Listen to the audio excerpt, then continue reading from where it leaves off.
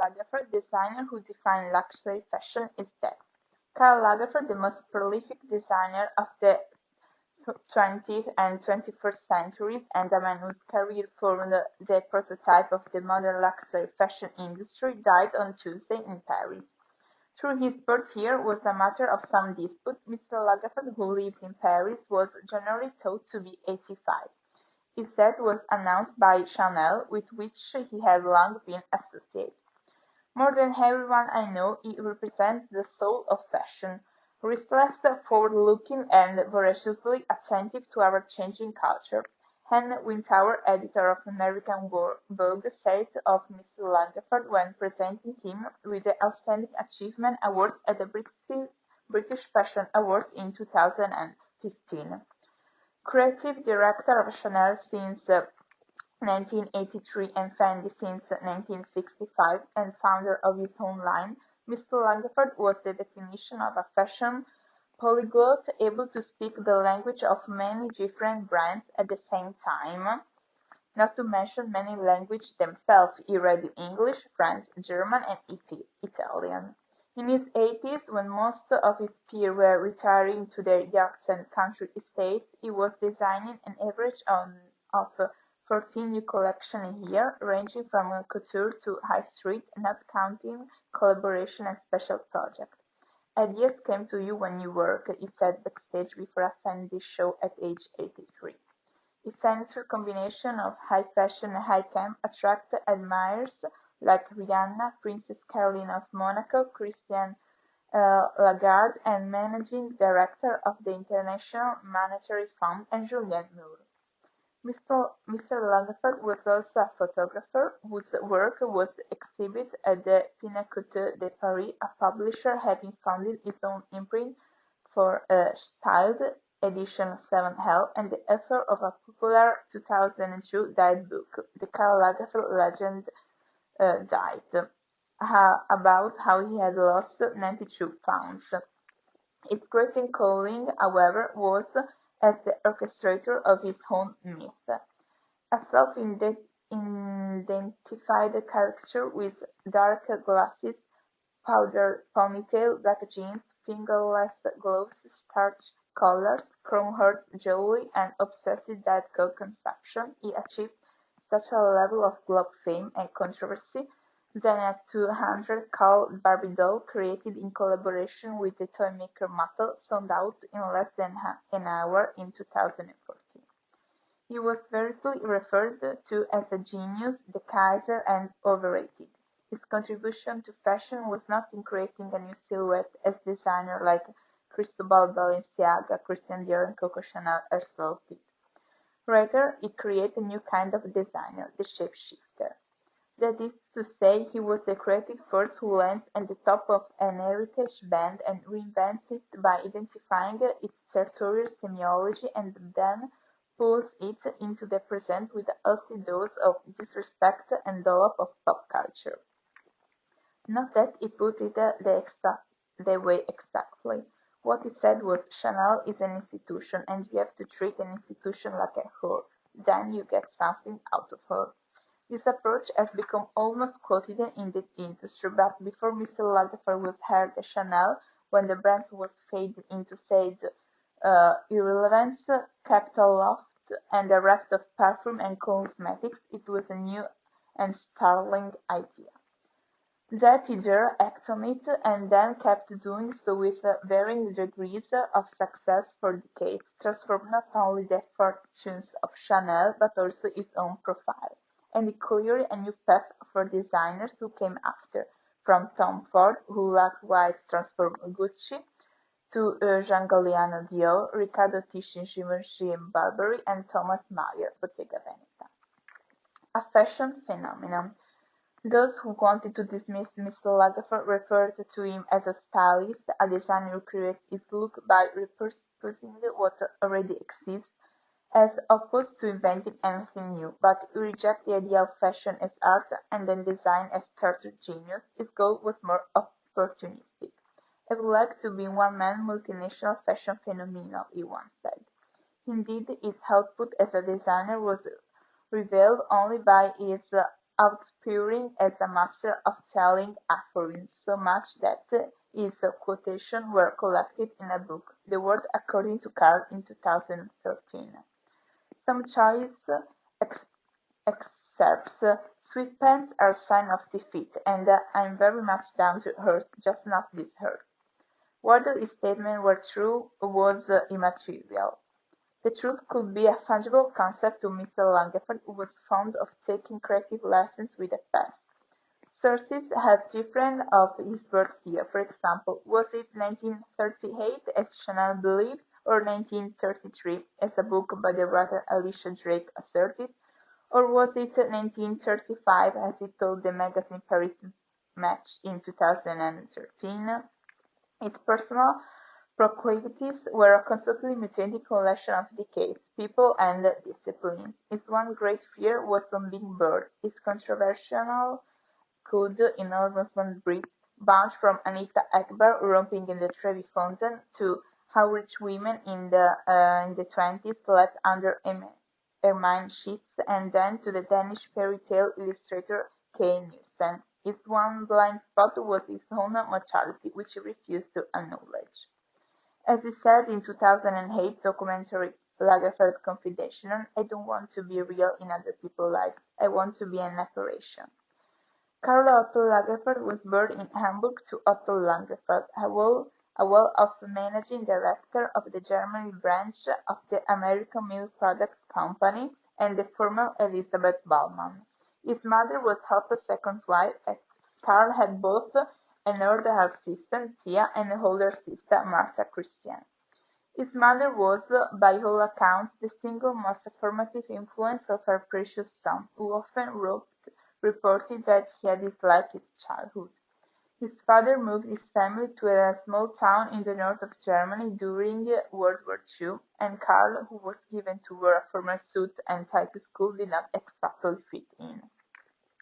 "When I was 14 I wanted to smoke because my mother smoked like mad," he was quoted saying. My mother said, "You shouldn't smoke. Your hands are not that beautiful, and that show when you smoke."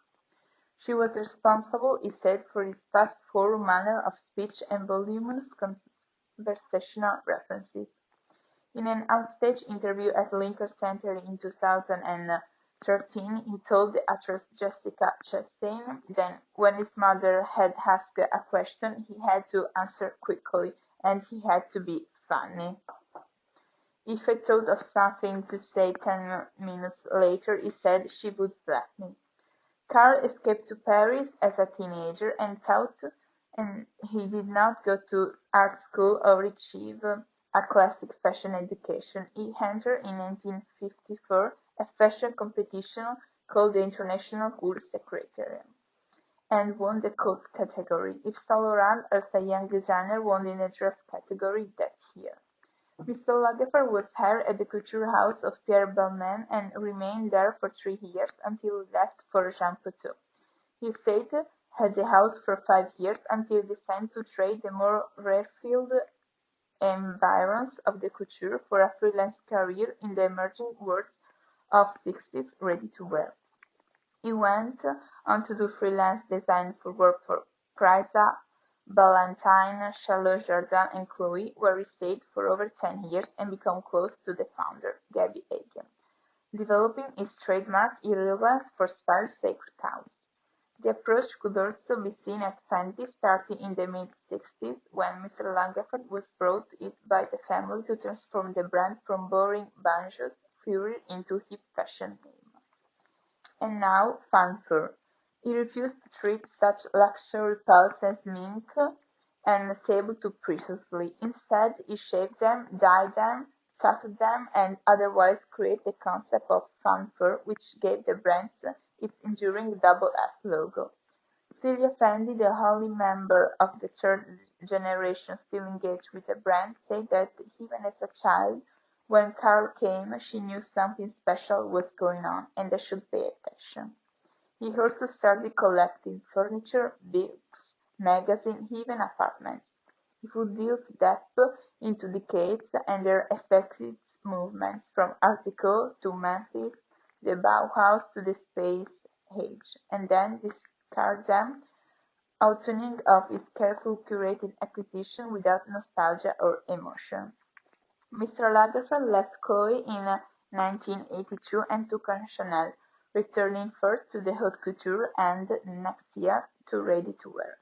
He proved an alchemic combination of designer and brands, given the house's rich iconography, which Mr. Lagerfeld treated like toys that were his for the twisting. A photograph of the original supermodel Linda Evangelista, Claudia Schiffer, and Christine Turlington as a motorcycle gang in pastel-colored Chanel buckle mini-suit and biker caps captured its iconoclast. Women were breaking glass ceilings and refusing to play by the old rules, and Mr. Lagerfeld transformed Chanel into the armor they could wear to do it. His work so clearly expressed the ethos of the moment to his early muse. The model, Ines de la Fressange, was later chosen as the model for a new bust of Marianne, the symbol of the French Republic, at which point Mr. Lagerfeld insisted at the idea of having to share her, indeed their professional relationship, they made up years later. Celebrities flocked to Chanel and to Mr. Lagerfeld, who seized on the marketing possibilities. He teamed up with the movie director Baz Luhrmann and the actress Nicole Kidman to make a short promotional film. Mr. Lagerfeld later directed the actresses Cara Delevingne, Kristen Stewart, and the singer Pharrell Williams in his own mini-feature about Chanel.